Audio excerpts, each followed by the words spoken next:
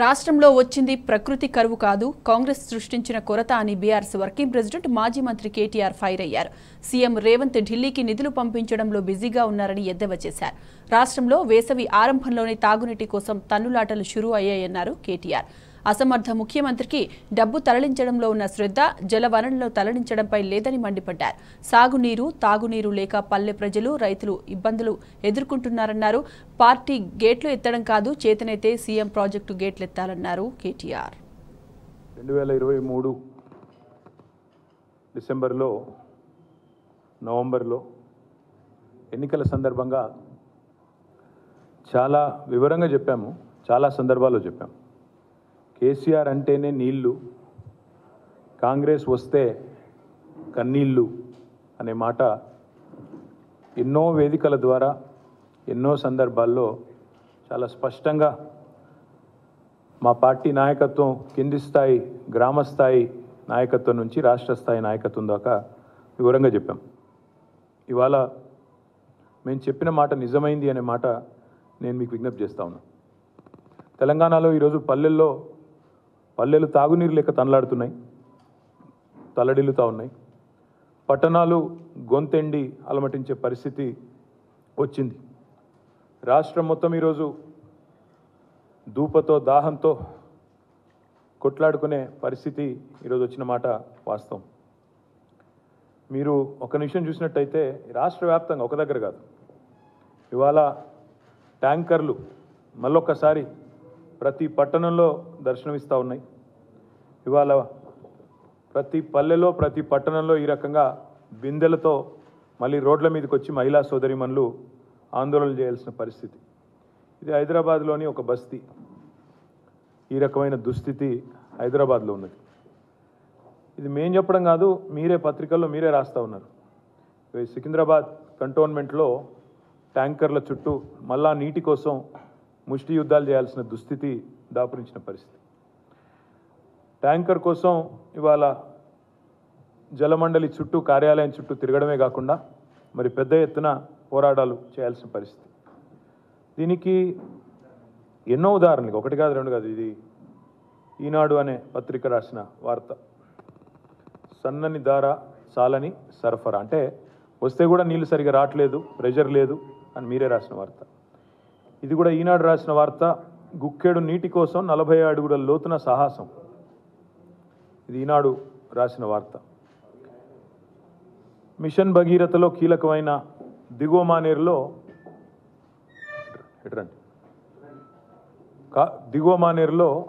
ఈ రకంగా నీళ్లు లేక మరి జలాశయమే ఎండిపోతున్నదని చెప్పి ఈనాడు పత్రికనే రాసిన వార్త. ఇవన్నీ ఎందుకు చూపెడతా ఉన్నా అంటే, ఇవాళ గొంతులెండి ప్రజలు కడుపు మండి మంచినీళ్ళు మహాప్రభు అని చెప్పి జనం గోల చేస్తుంటే, రేవంత్ రెడ్డి గారేమో గొంతు చించుకొని బూతులు తిట్టే పనిలో ఆయన బిజీగా ఉన్నాడు. ఓవైపు రైతుల పొలాలు ఎండుతున్నాయి, ప్రజల గొంతులు ఎండుతున్నాయి, చుక్క నీటి కోసం ప్రజలు అల్లాడుతున్నారు, దూపతో ఏడుస్తున్నారు పట్టణాల్లో. ఆడబిడ్డలు మళ్ళీ బిందెలు పట్టుకొని రోడ్డుకెక్కే రోజులు వచ్చినాయి. ఖాళీ బిందెలతో మంచినీళ్ళ కోసం తిప్పలు పడుతుంటే, మహిళలేమో ఖాళీ బిందెలతో రోడ్ల మీద యుద్ధాలు చేస్తుంటే, ముఖ్యమంత్రి గారేమో లంకె బిందెలని చెప్పి ఆయన మాట్లాడుతూ ఉన్నారు.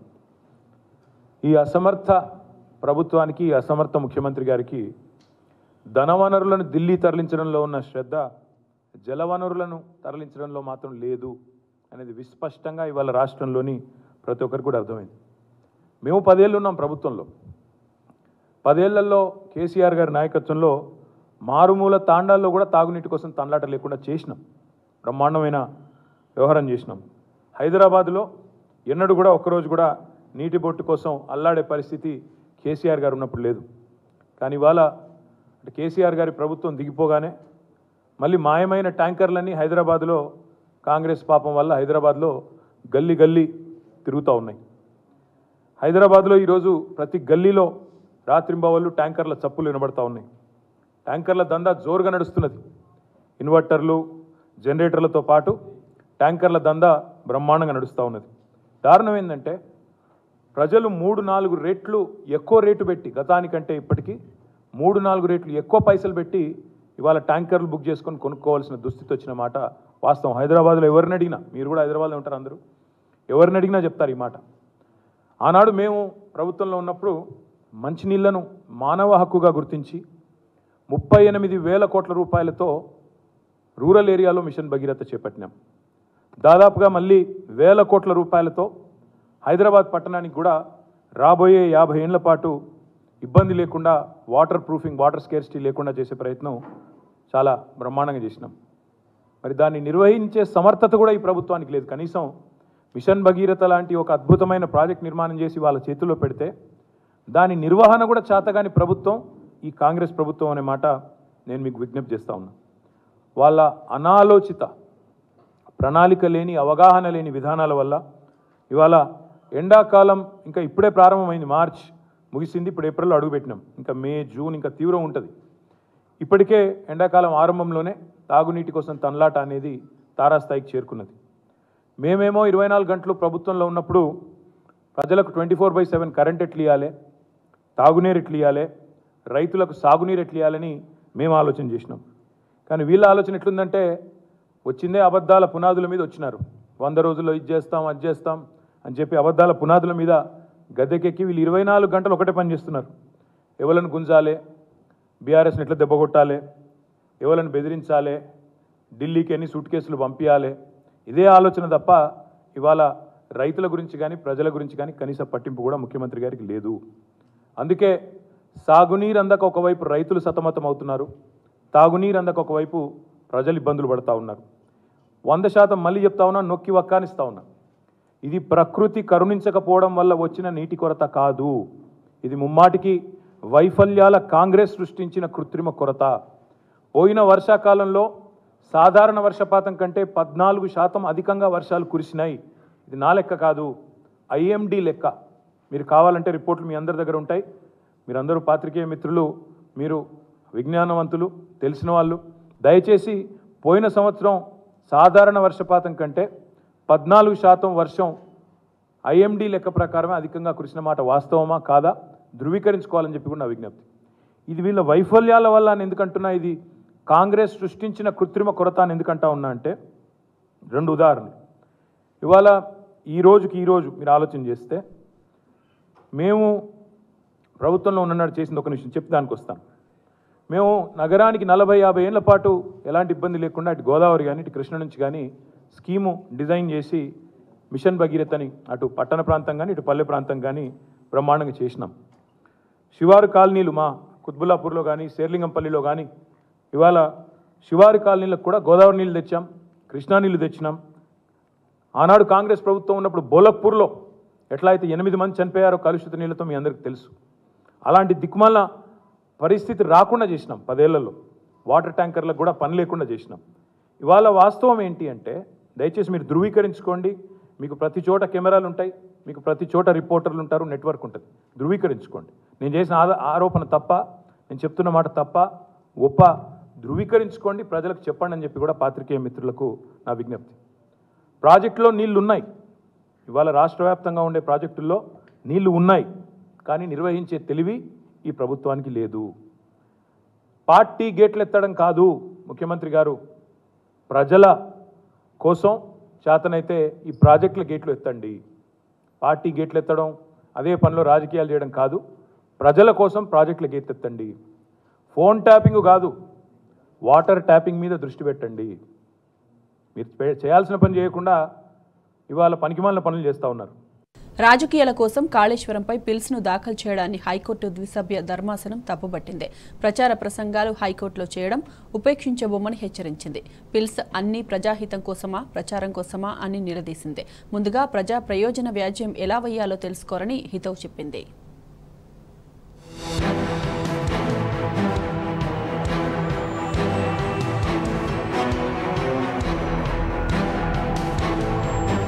ఎన్నికల ప్రసంగానికి హైకోర్టు వేదిక కాబోదని హైకోర్టు ద్విసభ్య ధర్మాసనం తేల్చి చెప్పింది.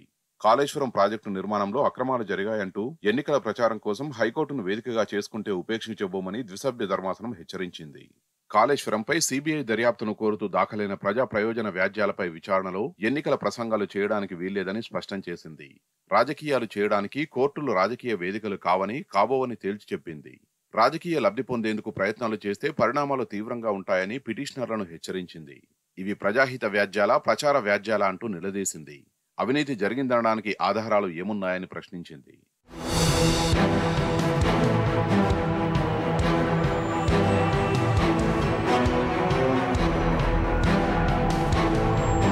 కాళేశ్వరం ప్రాజెక్టు నిర్మాణంలో అక్రమాలు జరిగాయని, అవినీతి చోటు చేసుకున్నదని, ఈ వ్యవహారంపై సిబిఐ దర్యాప్తునకు ఆదేశించాలని కోరుతూ ప్రజాశాంతి పార్టీ అధ్యక్షుడు కేఏ పాల్, బి రామ్మోహన్ రెడ్డి, వ్యక్తిగత హోదాలో ప్రొఫెసర్ కోదండరాంరెడ్డి, ముదిగంటి విశ్వనాథరెడ్డి, బక్క జడ్సన్ వేర్వేరుగా చేసిన వ్యాజ్యాలపై ప్రధాన న్యాయమూర్తి justice Alok Aradhe, justice J Anil Kumar తో కూడిన ధర్మాసనం విచారణ చేపట్టింది.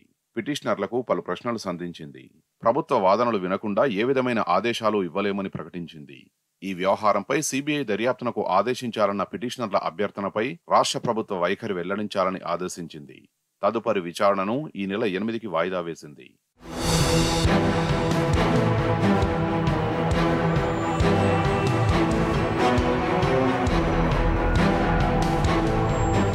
వ్యక్తిగత హోదాలో కేఏ పాల్ వాదనలు వినిపిస్తూ గత 2 ఏళ్లుగా కాళేశ్వరం ప్రాజెక్టు వ్యవహారాలపై కీలక సమాచారాన్ని సేకరించినట్లు చెప్పారు.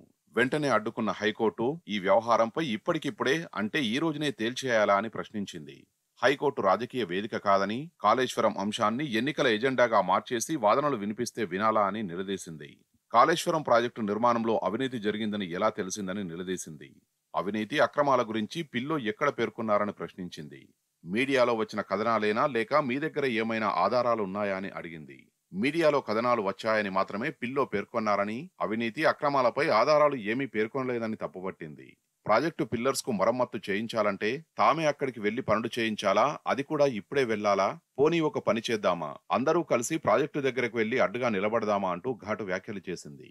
పలు ప్రశ్నలతో ఉక్కిరిబిక్కిరి చేసిన హైకోర్టు ముడుపులు చేతులు మారాయని ఎలా తెలిసింది, అవినీతి జరిగిందని ఎలా చెబుతున్నారు, దీనికి సంబంధించిన ఆధారాలు ఏవి, ముడుపుల పాత్ర గురించి ఎలా తెలుసు, 2016లో కాళేశ్వరం ప్రాజెక్టు ప్రారంభిస్తే ఇప్పటి వరకు అవినీతి జరిగిందని తెలియదా, ఇంతకాలం ఏం చేస్తున్నారని పిటిషనర్లను ప్రశ్నలతో ఉక్కిరిబిక్కిరి చేసింది.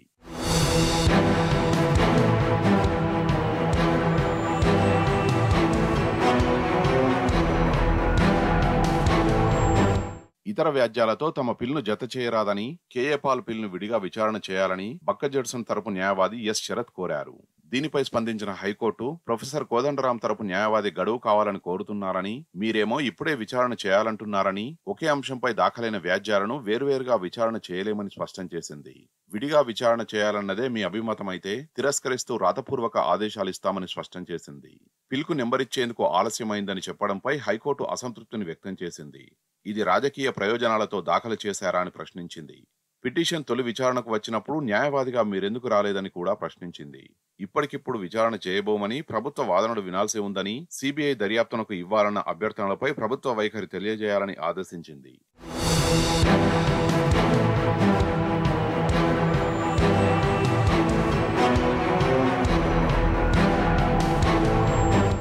ముందుగా ప్రజా ప్రయోజన వ్యాజ్యం ఎలా వేయాలో తెలుసుకోవాలని హితవు చెప్పింది. హైకోర్టు నిబంధనల ప్రకారం పిటిషన్ను సవరించి తిరిగి దాఖలు చేయాలని సూచించింది. పిల్ నాదని చెప్పుకోవడానికి వీల్లేదు. ప్రజాహిత వ్యాజ్యమంటే ప్రజా సమస్యను కోర్టు ఆ దృష్టికి తేవడమని, ఆ తర్వాత ఏం చేయాలో కోర్టులు నిర్ణయిస్తాయని హైకోర్టు స్పష్టం చేసింది.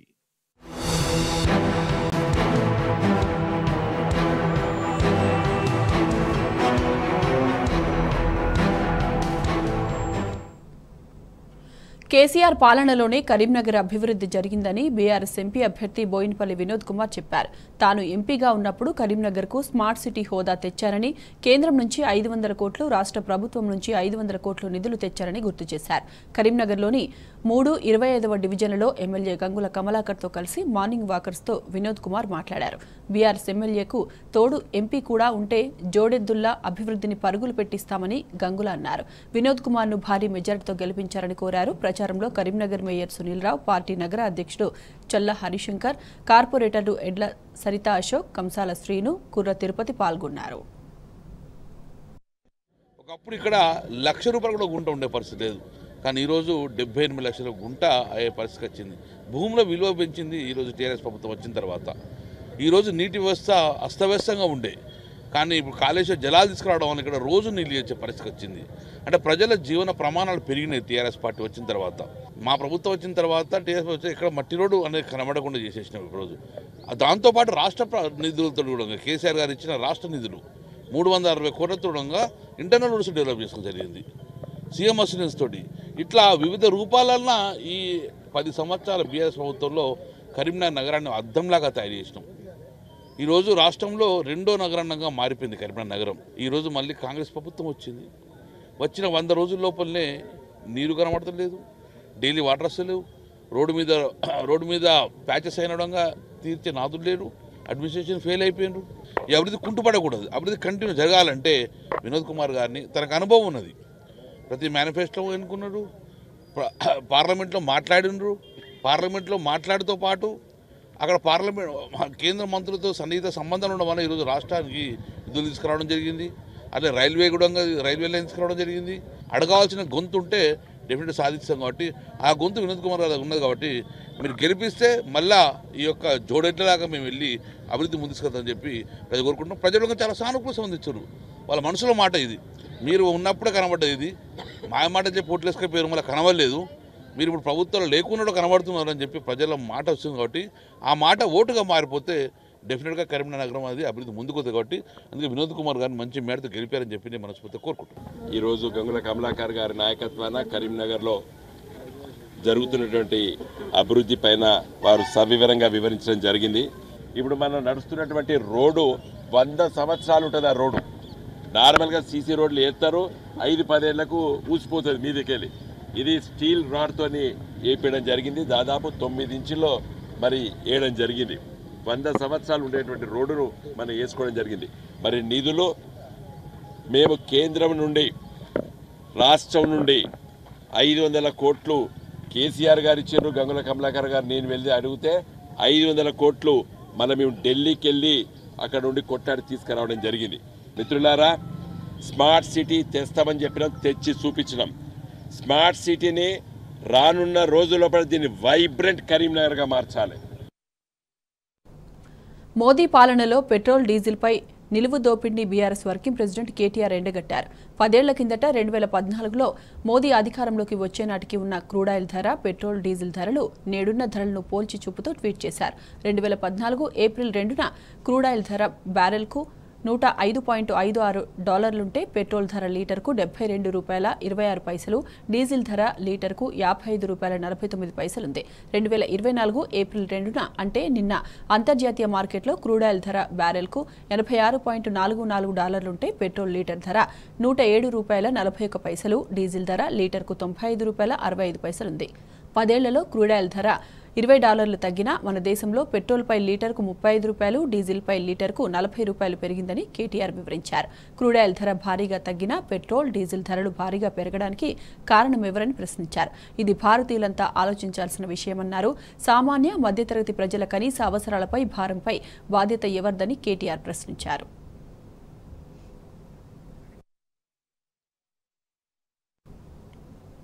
తిహార్ జైల్లో ఢిల్లీ సీఎంకు ముప్పు పొంచి ఉందనే సమాచారంతో అధికారులు అప్రమత్తమయ్యారు. జైల్లోని రౌడీ మూకలు కేజ్రీవాల్పై దాడులకు పాల్పడే అవకాశం ఉందన్న వార్తలతో భద్రతను కట్టుదిట్టం చేశారు. జైలు నెంబర్ 2 వద్ద గార్డ్స్ను హై అలర్ట్లో ఉంచారు. ఇప్పటికే ఖలిస్తానీ ఉగ్రవాది గురుపంత్వత్ సింగ్ పన్ను నుంచి కేజ్రీవాల్కు బెదిరింపులు వచ్చాయి. తిహార్ జైల్లోని ఖలిస్తానీలు దాడి చేస్తారని వాటిలో హెచ్చరించాడు. ఈ నేపథ్యంలోని ఎలాంటి రిస్కులు ఎదురుకాకుండా నిఘా పెంచారు జైలు అధికారులు. కాగా మార్చి 21న జైలుకు వచ్చినప్పటి నుంచి కేజ్రీవాల్ దాదాపు 4.5 కిలోల బరువు తగ్గారు. షుగర్ లెవెల్స్ 50 కంటే దిగువకు చేరాయి. లిక్కర్ పాలసీ కేసులో సీఎం అరవింద్ కేజ్రీవాల్ జైలుకు వెళ్లడంతో ఢిల్లీ నెక్స్ట్ ముఖ్యమంత్రి ఎవరనే ప్రశ్న తలెత్తుతోంది. ఆయన జైలు నుంచి పరిపాలన కొనసాగిస్తారా, లేక తన పదవికి రాజీనామా చేస్తారా, లేదంటే తన స్థానంలో భార్యకు బాధ్యతలు అప్పగిస్తారా? ప్రస్తుతం ఢిల్లీ రాజకీయాల్లో ఇదే చర్చ నడుస్తోంది. ఇప్పటి వరకు పాలిటిక్స్కు దూరంగా ఉన్న ఆమె కేజ్రీవాల్ అరెస్టుతో తెరపైకి వచ్చారు. దీంతో తదుపరి ఢిల్లీ సీఎంగా ఆమెనే బాధ్యతలు చేపడతారని వార్తలు వినిపిస్తున్నాయి. అయితే సునీత ఒకవేళ సీఎం పదవి బాధ్యతలు చేపడితే ఆప్ నేతల మద్దతు ఎంతవరకు ఉంటుందనేది అసలు సమస్య. మాజీ ప్రధాని మన్మోహన్ సింగ్ రాజ్యసభ సభ్యుడిగా రిటైర్ అయ్యారు. పెద్దల సభలో 33 ఏళ్ల పార్లమెంటరీ ఇన్నింగ్స్ను ముగించుకున్నారు. ఈ నేపథ్యంలో యావత్ దేశం ఆయన సేవలను గుర్తు చేసుకుంటోంది. మన్మోహన్ పదవీ విరమణతో కాంగ్రెస్లో ఒక శకం ముగిసిందంటూ కాంగ్రెస్ అధ్యక్షుడు ఖర్గే లేఖ రాశారు. భారత రాజకీయాలకు, దేశానికి ఆయన చేసిన సేవలను గుర్తు చేశారు ప్రధాని మోదీ. కాగా మన్మోహన్ సింగ్ 1932 సెప్టెంబర్ 26న జన్మించారు. 1980 నుంచి 1982లో ఫైనాన్స్ కమిషన్ చైర్మన్గా, ఆ తర్వాత 82లో రిజర్వ్ బ్యాంకు గవర్నర్గా పనిచేశారు. 1991లో పివి నరసింహారావు ప్రధానిగా ఉన్న సమయంలో మన్మోహన్ ఆర్థిక మంత్రిగా బాధ్యతలు స్వీకరించారు. 2004-14 వరకు 10 ఏళ్ల పాటు ప్రధానిగా సేవలందించారు. జేఈఈ మెయిన్ 2 పరీక్షలు రేపటి నుంచి ప్రారంభం కానున్నాయి. పరీక్షా సమయాలు మొదటి షిఫ్ట్ ఉదయం 9 నుంచి మధ్యాహ్నం 12 వరకు, రెండవ షిఫ్ట్ మధ్యాహ్నం 3 నుంచి సాయంత్రం 6 వరకు ఉంటుంది. దేశవ్యాప్తంగా 291 నగరాల్లో 544 సెంటర్లలో ఈ పరీక్షలను నిర్వహిస్తారు.